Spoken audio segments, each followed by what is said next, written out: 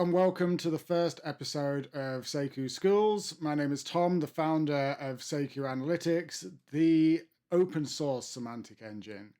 So we're going to get started today by looking at just the basics of Seku Cloud, how to get access and how to log in. For any of you who are new to Seku, the idea behind Seku is it gives you an OLAP cube browser, an analytical engine that can power both Excel, online dashboards and analytics, and also AI, inference, LLMs, and gain insight in a multitude of different ways using the same data and the same methodology across your entire data ingestion and analytics platforms.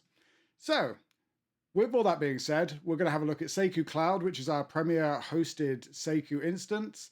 The idea being that you can bring your data to us and we will host it and give you access via the Seku Cloud website. That infrastructure gives you a managed Seku instance and the support that you would expect from any enterprise product. So today we're going to have a look at how to log in, how to get into the platform, and how to get started investigating your data. Okay, so to get started, we're going to have a look at how we register for Seku Cloud, how we're going to log in, and the first look as we go through the environment itself. So, if you are new and you haven't yet got an account, this is probably why you're watching this episode. You go to cloud.seku.bi, and from there you'll be presented with this lovely screen.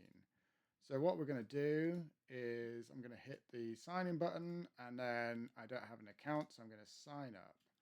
And so in here, I'm going to enter my name, and then I'm going to do Tom plus Seku School at enter my email address, and then I'm going to hit the continue button.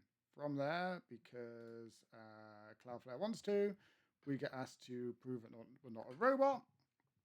And now you can either enter a password, or I like using a passkey or an email code because then I don't have to remember these things. I'm going to click continue with email code, and then I am going to check my inbox because it would have just sent me a code.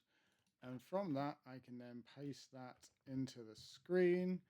And I then end up on this set up your tenant screen.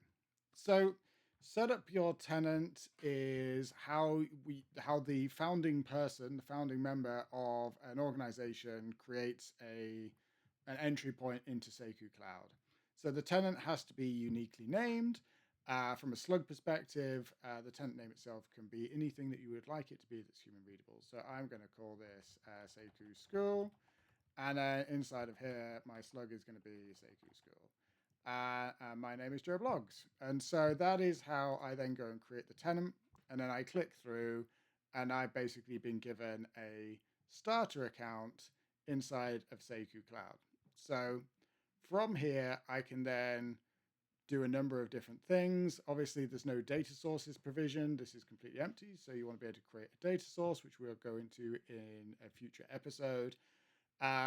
You can also go and have a look at the cubes. And again, because there is a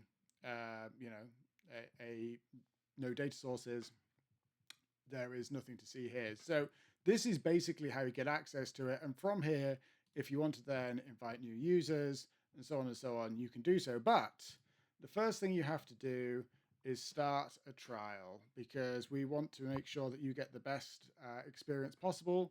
So I'm going to come in here and I'm going to start my 14-day trial. And then that will take me through entering a credit card and so on and so on. This is what you have to go through. As soon as you have done that, you will get dropped back into the environment where you can then continue onwards with your exploration of Seku Cloud.